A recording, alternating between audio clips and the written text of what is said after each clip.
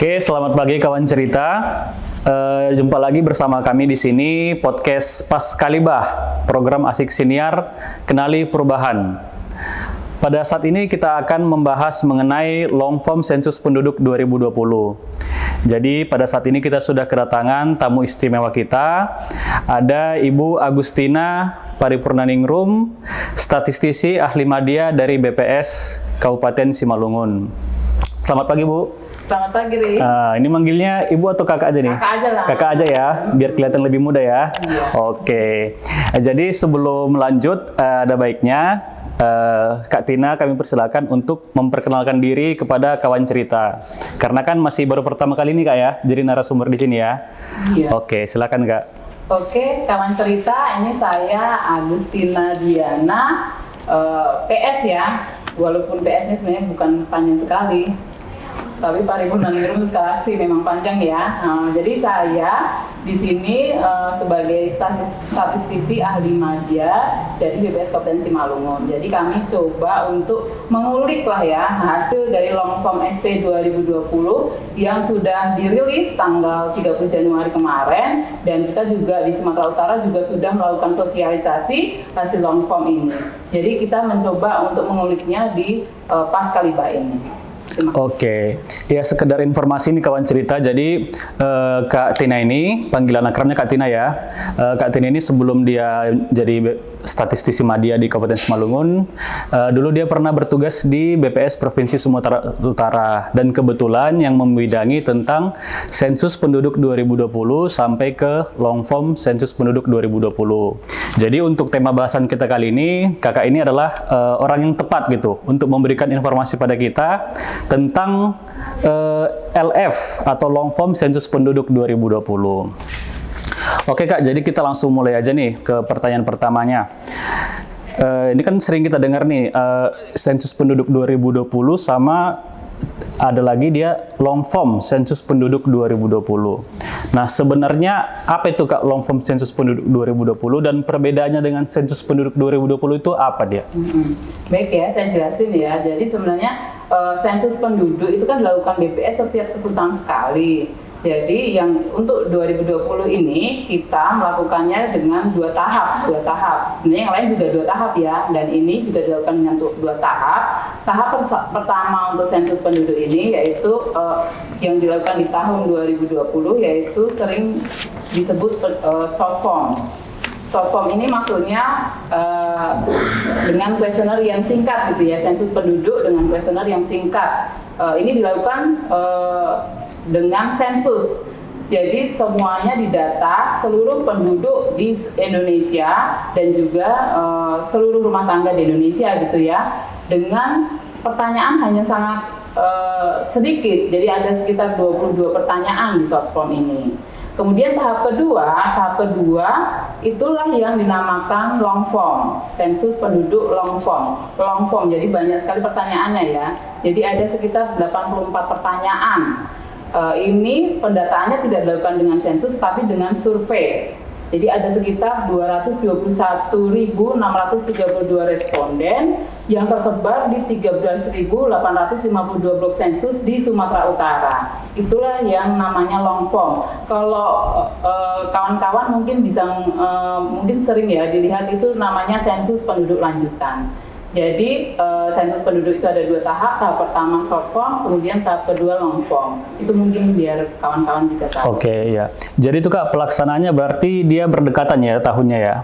Untuk pelaksanaannya yang tahap 1 tadi dilaksanakan di 2020. Yang tahap kedua seharusnya dilaksanakan di tahun 2021. Yeah. Tapi karena adanya pandemi COVID jadi diundur ke tahun 2022. Ya. Nah, oke Kak. Nah, jadi yang baru kita rilis ini kan dia hasil long form seperti itu ya. Iya.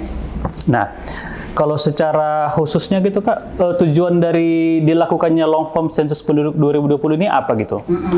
Oke, saya jelasin. Kalau sensus penduduk yang tahap 1 itu short form, kita hanya mau melihat sebenarnya di jumlahnya ya, terus strukturnya gimana, jenis laki-laki perempuannya gitu ya. Tetapi kalau dari long form ini, kita sudah bisa menghasilkan parameter demografi. Dan yang bisa menghasilkan parameter demografi di survei-survei, di seluruh survei itu hanya di long form ini. Di long form ini ya. Setiap sensus ada long formnya gitu ya. Iya. Ini yang bisa menghasilkan parameter demografi. Makanya sering disebut ini jadi benchmarking indikator kependudukan karena dia menghasilkan parameter demografi dan beberapa indikator kependudukan yang lain yang lebih banyak lagi. Oke. Kemudian yang lain juga sebenarnya long form juga bisa menjadi memotret demografi di Indonesia ini sesudah terjadinya COVID.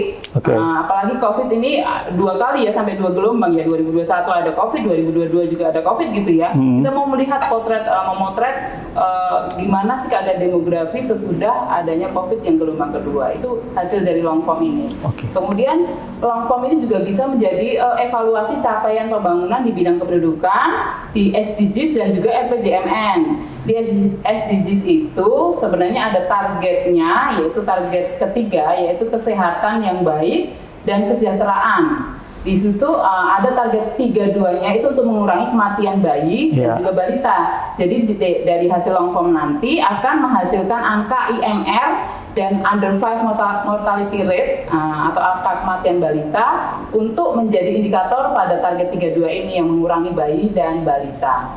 Mengurangi kematian bayi dan balita. Kemudian ada juga di target 37-nya yang menjamin akses universal layanan kesehatan seksual dan reproduksi. Dari long form nanti akan dihasilkan indikator untuk melihat itu ya, mengukur itu, yaitu dengan angka TFR dan ASFR perempuan umur 15 sampai 19 tahun. Oke. Jadi secara ringkasnya tadi di sensus penduduk 2020 itu secara khususnya dia untuk mengetahui jumlah penduduk.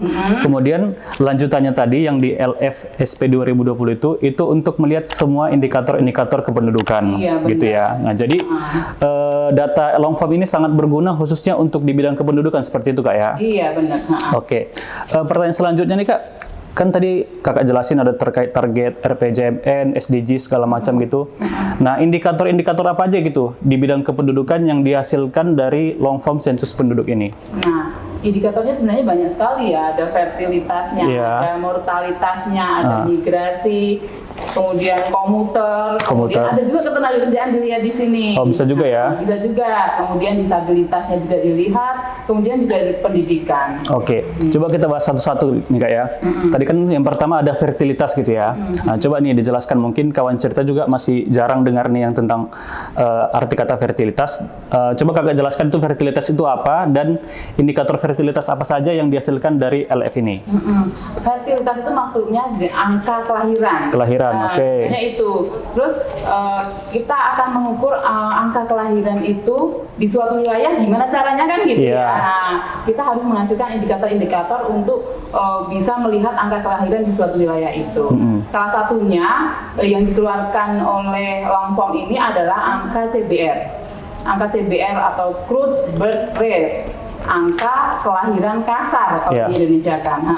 Jadi kalau Bapak Ibu pengen melihat berapa ya angka kelahiran di suatu wilayah, itu bisa dilihat dari CBR ini sebenarnya. Rumusnya sebenarnya hanya sangat sederhana, jumlah kelahiran dibagi jumlah penduduk, itu aja. Sebenarnya sangat gampang ya menghitungnya itu. Cuma kadang kita apa ya CBR itu apa, kita nggak tahu. Sebenarnya hanya cuma jumlah kelahiran dibagi jumlah penduduk. Itu aja, itu udah jadi angka kelahiran kasar. Kita bisa melihat berapa ya perkiraan angka kelahiran di suatu wilayah. Tetapi angka ini masih sangat kasar ya kan, karena pembaginya itu jumlah penduduk.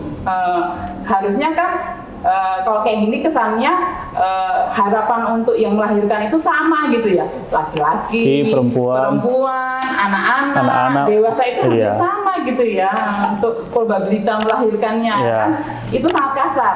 Tetapi angka ini juga masih tetap bisa dilakukan, bisa dibandingkan tuh antar wilayah, itu tetap menjadi indikator untuk angka kelahiran. Kalau kita melihat angka CPR kita ya di Sumatera Utara ini, dari tahun 2010 ya, sensus penduduk itu ada 25,49, itu ada 25 kelahiran tiap 1000 penduduk. Iya, itu di tahun 2010. Nah, untuk tahun 2020 ini sudah menurun menjadi 19,69. Jadi ada 19 kelahiran tiap 1000 penduduk. Cuma pembaginya tetap penduduk ya. Penduduk keseluruhan. Mungkin itu salah satu indikator fertilitas yang dihasilkan dari long form.